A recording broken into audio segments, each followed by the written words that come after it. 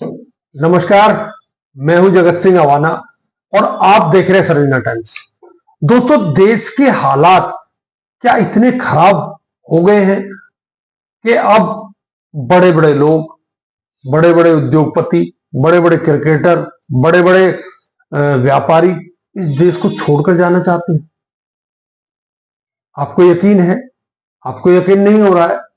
कर लीजिए यकीन, क्योंकि देश छोड़कर जाने वालों में एक नाम और जुड़ गया है और वो नाम है भारत के पूर्व कप्तान और भारत की रन मशीन कहे जाने वाले विराट कोहली। आखिर विराट कोहली ने देश क्यों छोड़ा? क्या कारण रहा देश छोड़ने का? आपको याद होगा, पिछले दिनों उसकी बेटी को, छोटी सी बच्ची को, एक हिंदूवादी संगठन के नेता ने बलात्कार की धमकी दी थी। वो मामला उछला नहीं, क्योंकि वो विराट कोहली जो आज के सेलेक्टर हैं भारतीय टीम के, गौतम गंभीर के और उनके बीच में 36 का आंकड़ा है। गौतम गंभीर आप जानते हैं किस पार्टी से संबंधित है। तो उसकी बेटी को धमकी दी थी बलात्कार करने, छोटी सी बच्ची को। और भी कई मामले हैं जिनके लिए विराट कोहली को भारत छोड़ने पर मजबूर होना पड़ा।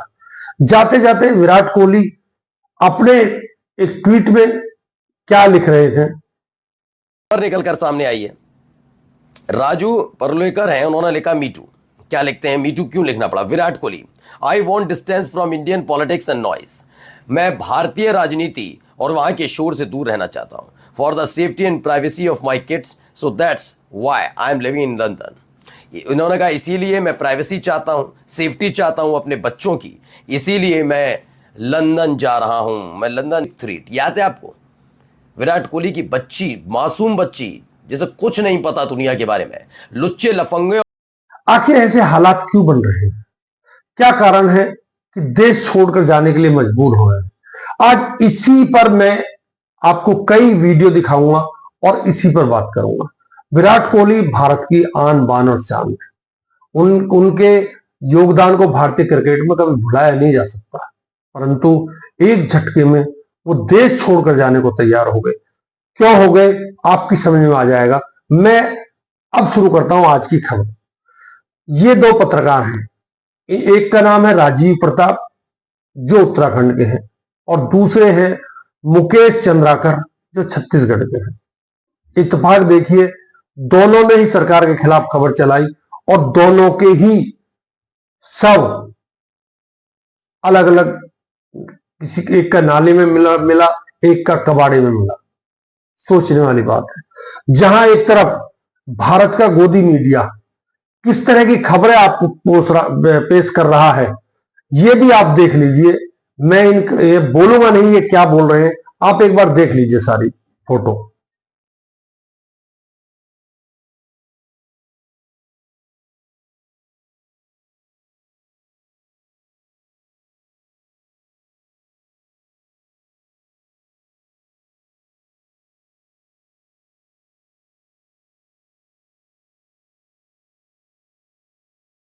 वहीं दूसरी तरफ राजीव प्रताप जैसे उत्तराखंड के पत्रकार हैं जिन्होंने खुलासा किया कि अस्पताल में किस तरह की अनियमितता बढ़ती जा रही है। उसकी एक वीडियो और उसकी एक खबर ही उसके लिए जानलेवा साबित हो गई। क्या रिपोर्ट थी वो? सारे डॉक्टर्स से मैं क्या बोलूं, लेकिन यहाँ के जो सीएमएस हो गए, सीएमओ हो गए, ये कभी राउंड पे नहीं आते हैं। कभी इस छत के ऊपर ही आते भी होंगे क्या? मुझे तो नहीं लगता कि इस छत पे आते होंगे। यहाँ हड्डी के रोग के डॉक्टर तो है नहीं, पर भाई साहब आप किस चीज का इलाज करने, किस उम्मीद से यहाँ पर आए हैं बताइए? यहाँ इंसानों को इलाज हो जाए वही बड़ी बात है। जरूरी नहीं है आपके मुद्दे उठाए जाए, जरूरी है हिंदू मुसलमान किया जाए। जो मुद्दे उठाएगा उसका राजीव प्रताप जैसा हाल होगा। आप खुद सोचिए, जब इस देश का मीडिया केवल सरकार के हाथ में खेलना चाहता है, जो हिरेन जोशी कह देंगे, जो अमित मालवीय कह देंगे, अमित मालवीय झूठ बोल दे उसको भी वो सच साबित करने पर लग जाते हैं और हिरेन जोशी जो आदेश कर दे उस पर ये डिबेट करते हैं। तो ऐसे में जनता के मुद्दों को उठाने वालों के साथ अगर ये होगा तो विराट कोहली तो देश छोड़ेगा। दूसरी तरफ यह है प्रज्ञा ठाकुर।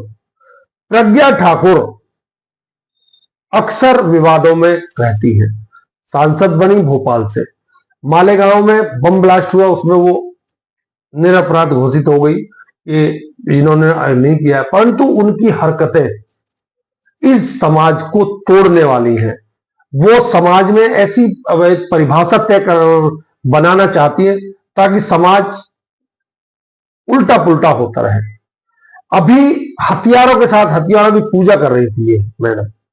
हथियारों की पूजा इस देश में, शांति प्रिय देश, बापू का देश, उस देश में यही वो सांसद थी उस समय जो गांधी के हत्यारे गौर से जिंदाबाद करती थी। अब एक नया वीडियो आया है इनका, आप ये वीडियो देखिए, और उसके अलावा दूसरा वीडियो भी उसी के साथ मैं आपको दिखा रहा हूं। ये दो वीडियो इंदौर के हैं। इंदौर में गौर से जिंदाबाद के नारे लग रहे हैं। आपको याद है कल 2 अक्टूबर है, गांधी जी और लाल बहादुर शास्त्री जी की दोनों की कल जन्मदिन है, और बीजेपी के ये नेता गौर से जिंदाबाद के नारे लगा रहे हैं। देखिए ये रिपोर्ट।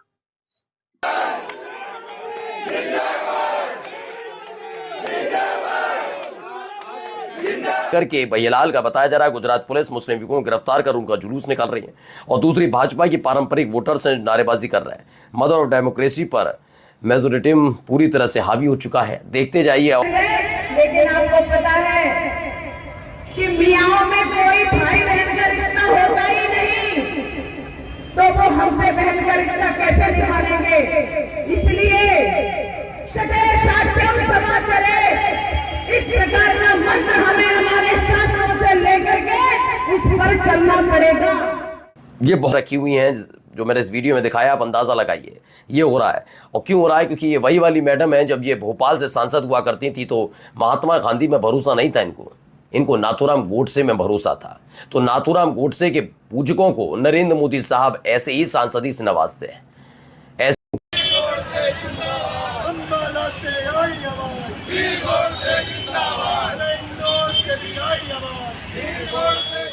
तो मध्य प्रदेश का शीतला बाजार वीडियो है, पुलिस खड़ी है और आपत्तिजनक नारे लगाए जा रहे हैं। बताइए, वीर गोडसे कहा जा रहा है। गोडसे को एक व्यक्ति पर गोली चलाई, वो कायर था, कायर है और कायर रहेगा, और एक कायरों का ही झुंड होगा जो उसके बारे में कहेगा। ठीक है, इंदौर से आई आवाज, वीर गोडसे जिंदाबाद के नारे लगाए जा रहे हैं। मेरे देश के राष्ट्रपिता की हत्या करने वाला, उसे वीर कहा जा रहा है। तो सोचिए इनकी मानसिकता अपने देश, अपने संविधान, अपने कानून के प्रति क्या रहेगी। और इनको हम देशभक्त कहें, धिक्कार है ऐसे लोगों को। ठीक है ना। और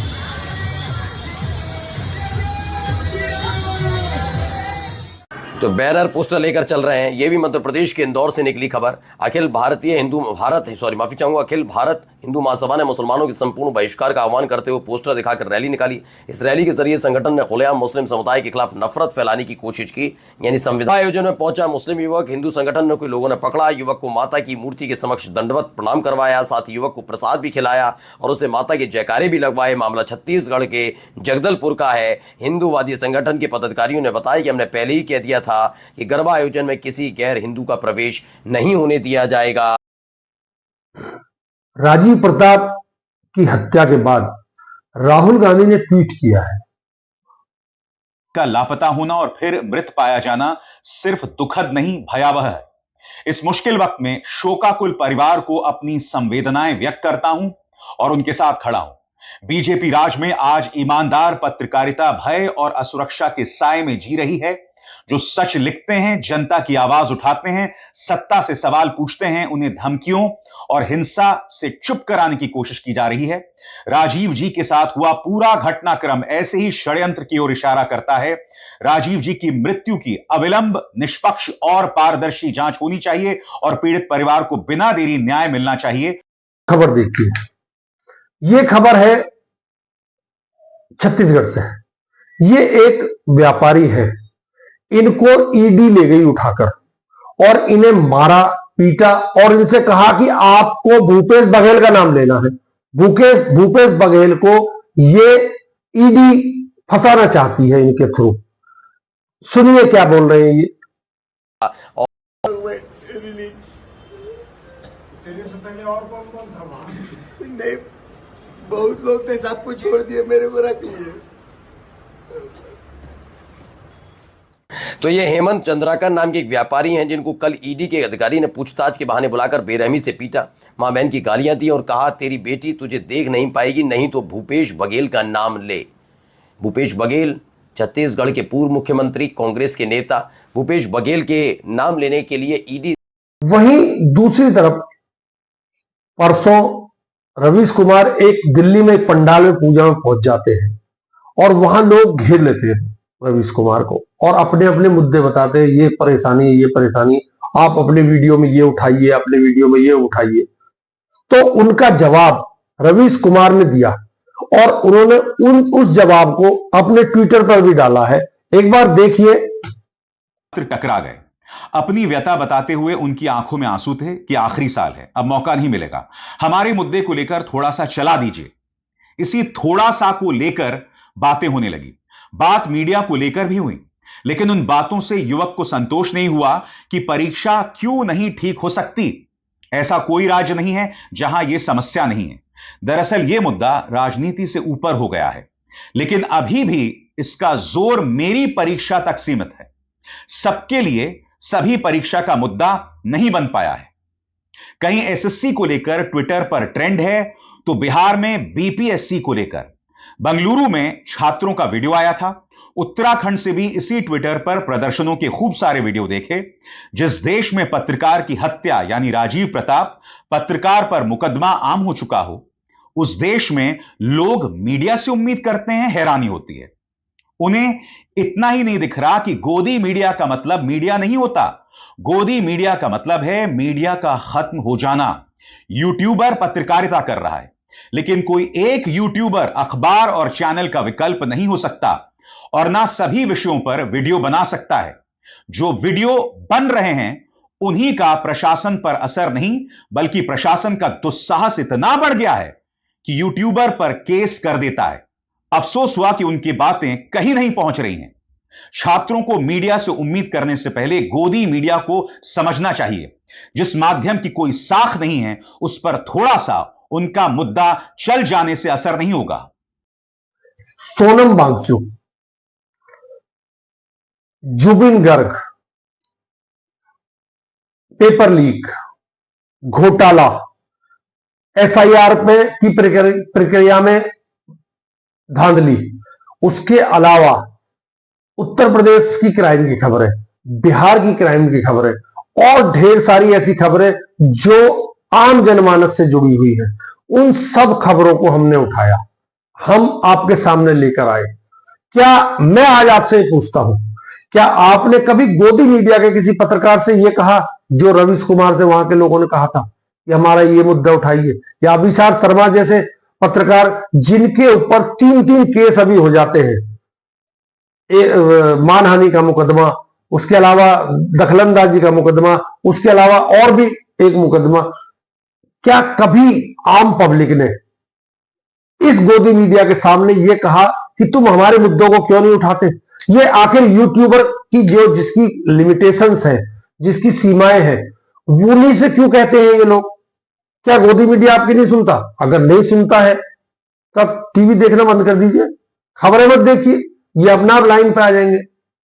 आप सच्चाई ये है कि आप भी इन्हें लाइन पे नहीं लाना चाहते, क्योंकि आपके अंदर भी कहीं ना कहीं हिंदुत्व भरा पड़ा है और यही वो हिंदुत्व है जिसके दम पर ऐसे ऐसे लोग, ऐसे ऐसे आपराधिक प्रवृत्ति के लोग बीजेपी के सर्वे सर्वा बनकर बैठे हुए हैं और वो केवल आपका शोषण कर रहे हैं, आपकी बातों को दबवा रहे हैं और उन मुद्दों को उठा रहे हैं जिनमें केवल हिंदू मुसलमान हो और भाजपा को फायदा हो। कम से कम मैं तो ऐसे मुद्दे नहीं उठा सकता, मैं तो आपसे जुड़े हुए मुद्दे उठा सकता हूं।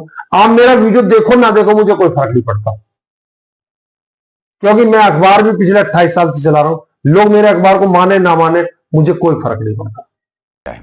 और इस हिंसा से पहले ना ये वो बयान भी है, हाँ है हमारे पास, अब इसको सुनाते हैं आपको। सोनम वांगचुक के वो भड़काऊ बयान भी सामने आ चुके हैं, जिसमें वो लद्दाख के जेंजी को उदाहरण दे रहे हैं नेपाल का। उदाहरण भी कौन सा? श्रीलंका, बांग्लादेश, नेपाल, वहां का उदाहरण देकर आप जो है समझा रहे हैं। अब आप कहेंगे मैं तो समझा रहा था। समझाइए। 4 मर गए, 4 मर गए, 30 जख्मी, सीआरपीएफ की गाड़ी पर हमला, बीजेपी का दफ्तर फूंक दिया। आप उदाहरण दे रहे थे, एक बयान सुनाइए वो नेपाल वाला उदाहरण। ये देखिए आप सीआरपीएफ की गाड़ी का क्या हाल हुआ, ये देखिए आप।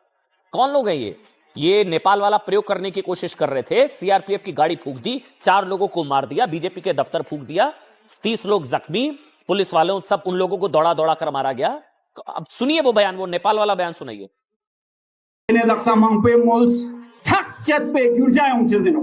नेपाललाई औंस्ते ओटो, बांग्लादेशलाई औंस्ते ओटो, श्रीलंकालाई औंस्ते ओटो, निवन से गिरजा क्यों नोकते ने चिक चिक सीना तेने क्यों नोक समरा गयाले। मोदी मीडिया आपको क्या दिखा रहा है, मैंने ये भी आपको दिखा दिया।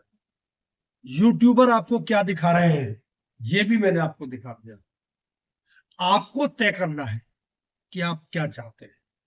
जो सच को छुपा रहे हैं, जो सोनम वांगचुक जैसे को आतंकवादी बता रहे हैं और बोल रहा है जैन जी को भड़का रहा है, ये आपने सुना। अमन वर्मा ये मुकेश अंबानी के चैनल का पत्रकार है, इसके ऊपर पहले भी कई बार केस हो चुके हैं, कई बार चैनल पर पेनल्टी लग चुकी है, परंतु फिर भी ये चल रहा है क्योंकि सरकार का है। आपको ये तय करना है कि आप चाहते क्या है, आप इस देश में किस तरह से जीवन जीना चाहते हैं। एक तरफ अमीर गरीब के बीच खाई पड़ है कि वो बढ़ती जा रही है, एक तरफ भूखमरी बढ़ती जा रही है, एक तरफ महंगाई बढ़ती जा रही है, एक तरफ बेरोजगारी बढ़ती जा रही है, और आपको धर्म की अफीम चटाई जा रही है। इन चैनलों के माध्यम से सच्ची खबरें आपको दिखाई नहीं जाएंगी, उनसे आपको दूर किया जा रहा है, खबरों से आपको दूर किया जा रहा है। खबर नहीं है, केवल हिंदू मुसलमान पर डिबेट है। 5 बजे आप टीवी के सामने बैठिए और रात को 10 बजे तक देखते रहिए, आपको इसके अलावा कुछ नहीं मिलेगा। आपके जो मतलब की बातें हैं वो कभी नहीं उठाई जाएगी। बेरोजगारी का मुद्दा नहीं उठेगा, बेईमानी का मुद्दा नहीं उठेगा, भ्रष्टाचार का मुद्दा नहीं उठेगा, बाकी सारे मुद्दे उठेंगे जिनका आपसे कोई मतलब नहीं, वो जरूर उठेंगे। सोनम वांगचुक जैसे को आतंकवादी बताया जाएगा और जुबिन जैसे जो गायक है उनकी मौत किस तरह रहस्य में हुई उसको छुपाया जाएगा। बस आपको दिखाया जाएगा वो जो इन्हें पसंद आएगा, आपको वो दिखाया जाएगा जिससे वोट का फायदा होगा, आपको वो दिखाया जाएगा जिससे नफरत बढ़ेगी। और जब हिंदू मुसलमान में नफरत बढ़ेगी तो वोटों का पोलराइजेशन होगा। वोटों का पोलराइजेशन होगा तो आप समझ सकते हैं किसको क्या फायदा। मुझे कहने की आवश्यकता नहीं है, आगे आपकी मर्जी है। मैं मुद्दे उठाता हूं, आपको अच्छा लगे आप देखिए, आपको अच्छा ना लगे मत देखिए, मैं पहले बोल चुका हूं। परंतु मुद्दे इसी तरह उठते रहेंगे। पत्रकार हैं, पत्रकारिता करते रहेंगे, दलालगिरी नहीं करेंगे, चाहे कोई कुछ भी कहे। नमस्कार, बहुत बहुत धन्यवाद।